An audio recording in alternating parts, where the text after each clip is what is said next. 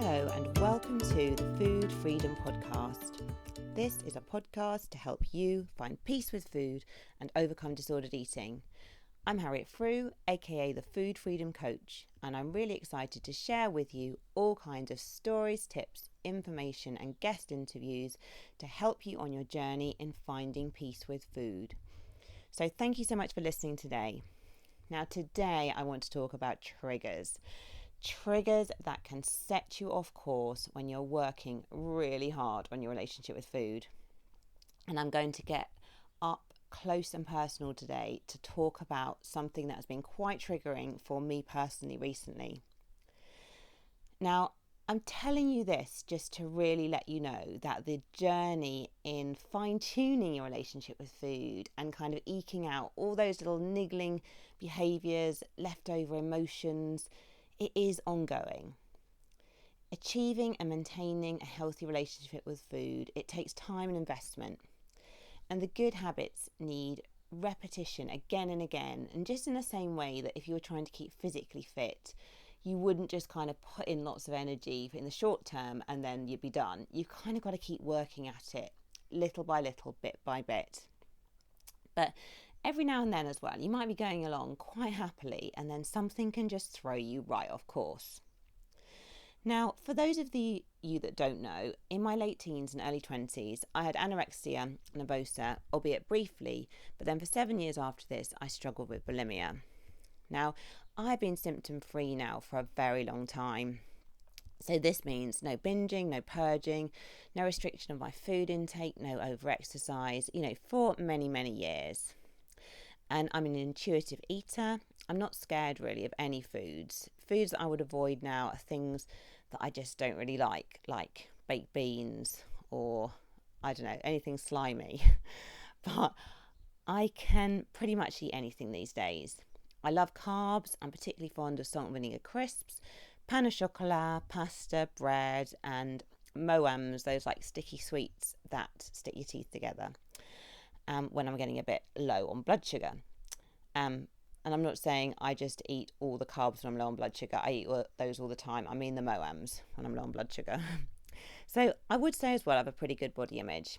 I don't exude like intense body positivity in bucket loads after 3 babies and the wear and tear of life. However, I am proud of my body, being healthy and strong in my life, and I'm pretty body neutral. So thinking about my body doesn't really occupy a massive part of my daily thought processes. So having said this, I'm a human being and there are occasions where my relationship with food might be triggered. Now these days as well, generally I wouldn't act on the triggers, but I do have to do some work to stay on track and keep in the best lane for maintaining good mental health for myself and those around me. So I'm going to talk now about a recent trigger for me and let you know how I've kind of managed this and dealing with this and the skills that I've drawn on to keep me headed in the right direction. Now, the specific example I'm going to talk about, it might not be particularly relevant for you personally, but the skills that I'm talking about are relevant to dealing with any of these kind of difficult emotions or thoughts that can be brought up in response to trigger situations. So I'm hoping that you'll still be able to really learn from my challenges and apply some of these coping skills to your own situation. So the trigger to my relationship with food is having a teenage daughter who is now dieting. Okay, so I have 3 children. I have 1 girl and 2 boys. And I have done my utmost to be a good role model by living my truth with intuitive eating and modelling good self-esteem and body acceptance. Because I guess I believe more than anything, being a role model and kind of showing them how to do it, really acting and kind of putting the good practices into my daily life. That's the way they're really going to learn, because obviously if I say one thing and do another, I'm just a complete hypocrite. So I've really done my best to try and instill these good practices. However, to a 14-year-old girl, my lovely daughter, of course, her mum's opinion is not really that valid, not particularly at the moment anyway. And she's finding her own path and separating as she should be from me and forging her own identity.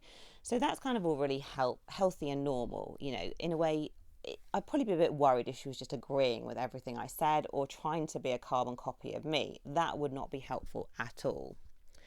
Now, she's on TikTok, as are most of her peers, and is exposed to all manner of unhealthy weight loss practices on there. But mainly it's her friends that are all dieting, and she's bonding with them in doing this because, at that age, you just really want to be doing what your friends are doing. Now, I think I've always been a bit naive because I thought that if I created the home environment that encouraged the healthy relationship with food and body neutrality, and that would just be like a buffer to diet culture, and she'd just like reject it outright. Now, I'm really hoping that for the long term it probably will be, but in the short term, it's not enough to have prevented my daughter jumping on the bandwagon of what is sadly just such an accepted practice for young girls. Now, as you can imagine, with me being an eating disorder therapist, I'm finding this extremely challenging. Now, it doesn't actually impact my relationship with food because I've actually done a lot of work on this over the years. So there's no way that my daughter dieting is going to be a trigger for me to return to dieting myself or returning down any kind of dodgy road. In fact, I'm even more resolutely headed in a different direction because I just can see how important that is. However, I can really understand, you might be listening to this, and if you haven't had the opportunity to have a lot of therapy or do a lot of work on your relationship with food, if you were in the same situation as me, you might be really struggling, and some of your old behaviours could be re-triggered. It would be understandable. So, although my relationship with food isn't impacted, however, it does impact me emotionally and also poses challenges for me in how I'm going to deal with this constructively. Sorry. Definitely don't want to be dealing with it destructively. So how am I doing this? Okay. And I guess my motivation behind all of this as well is I really want to respond to my daughter in a helpful and supportive way. I don't want to do anything that's going to destroy our relationship or put barriers between us in our communication. I really want to kind of maintain the relationship. I want her to feel supported. I want her to feel that she can talk to me. Okay, so first of all, the thing that I have to do myself, completely separate from my daughter, is I have to be really self-aware about how I'm feeling about what's happening here, and being really open and honest with myself about how this is impacting me.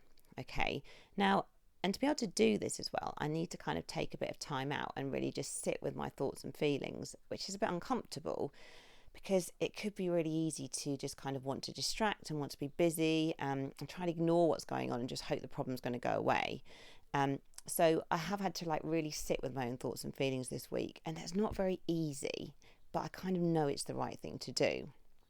Now, we all have our own thoughts and feelings about a situation, and these thoughts and feelings will always be influenced by our own unique experiences of life.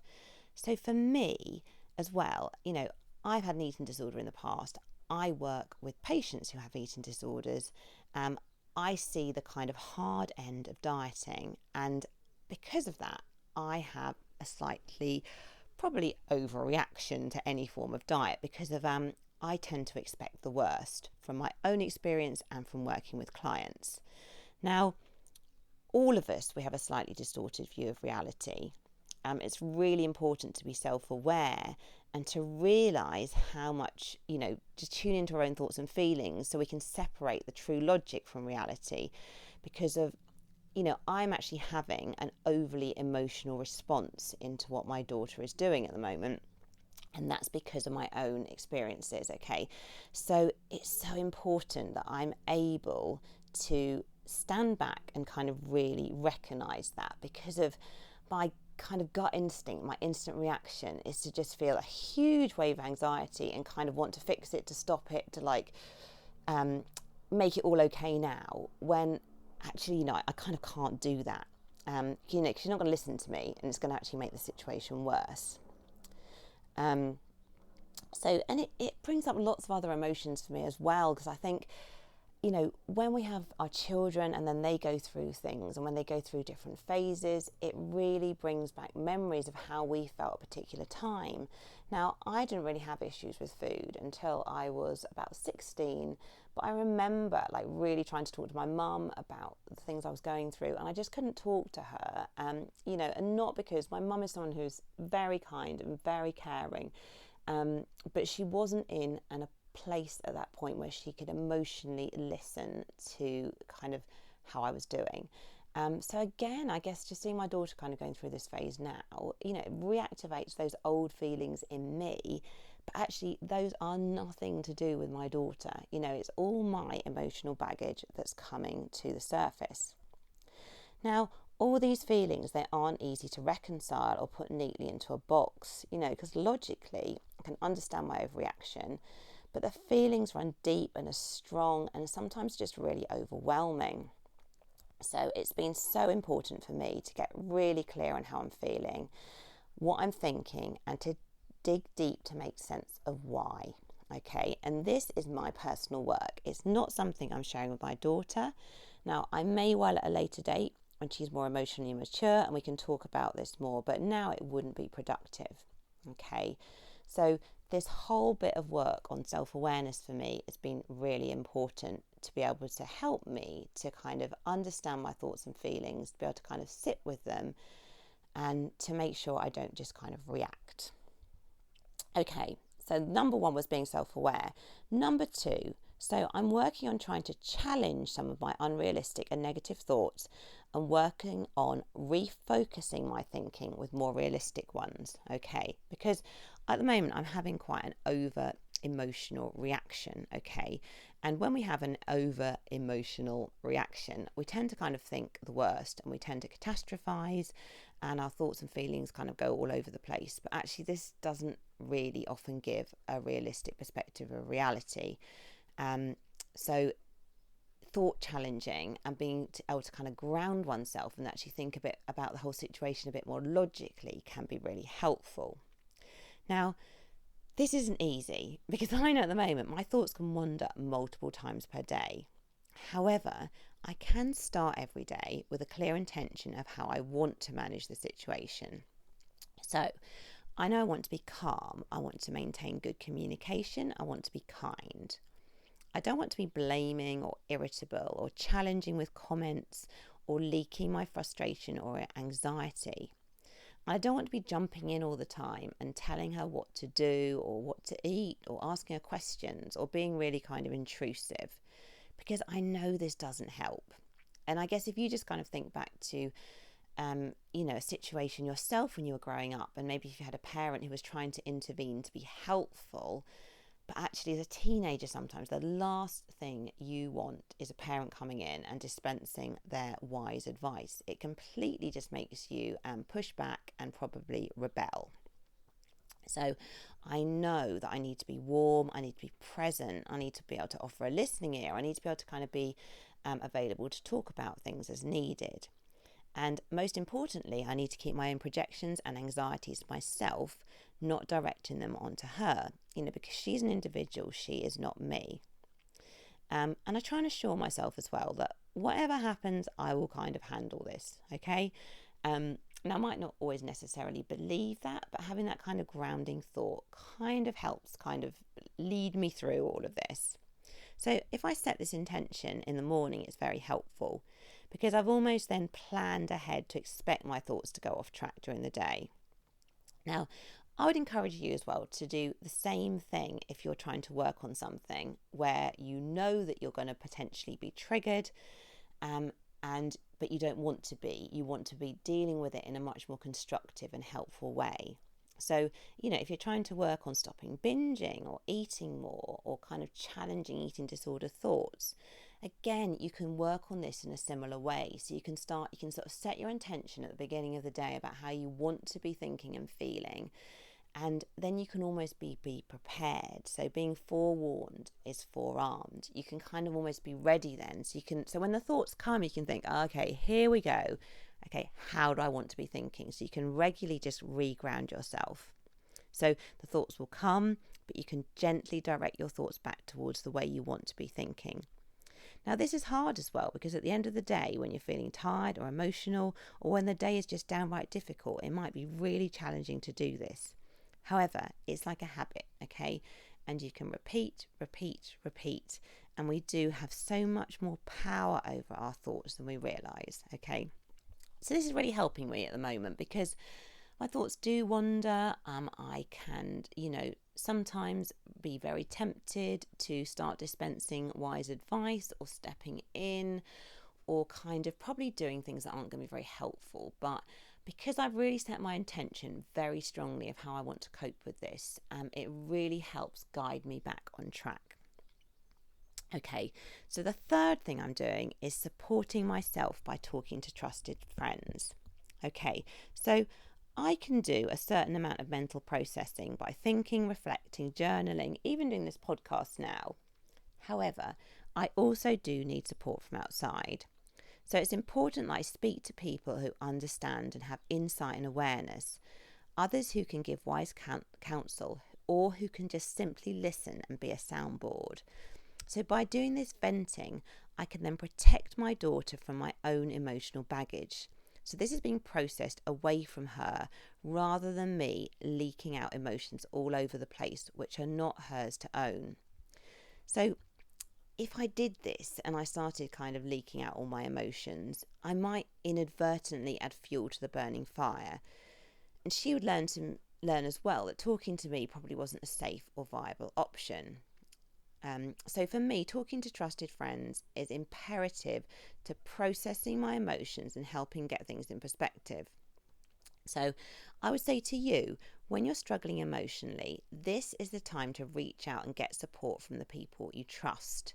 Now, it is important as well. You've probably got to choose carefully who you talk to, because you don't want to be talking to someone who is maybe going to have a very strong emotional reaction, or is going to really tell you what to do, or who just won't listen. But if you speak to the right person, someone who's really you can really trust, someone who who can kind of listen, who's non-judgmental, who's accepting of you, that's going to be really beneficial, because actually sometimes you just don't even need anyone to tell you what to do or anything. You just need to be heard. That's the valuable bit.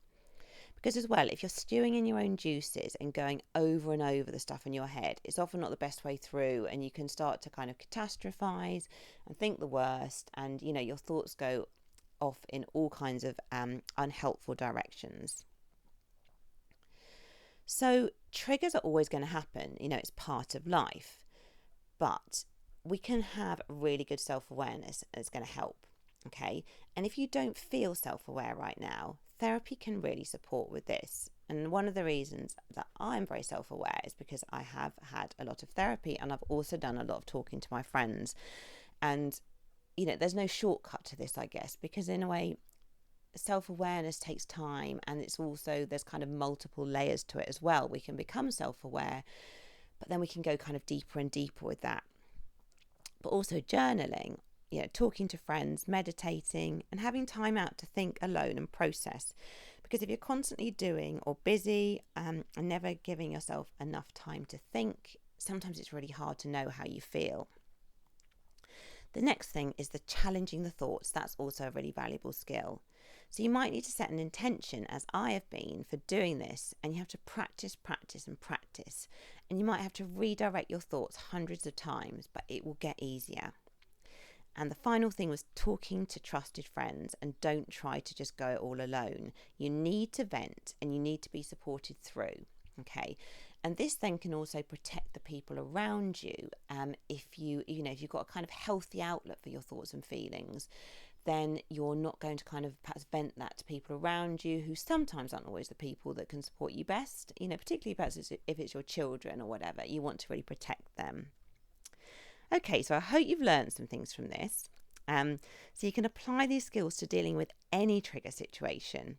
Having awareness, challenging your thoughts, reaching out to your friends.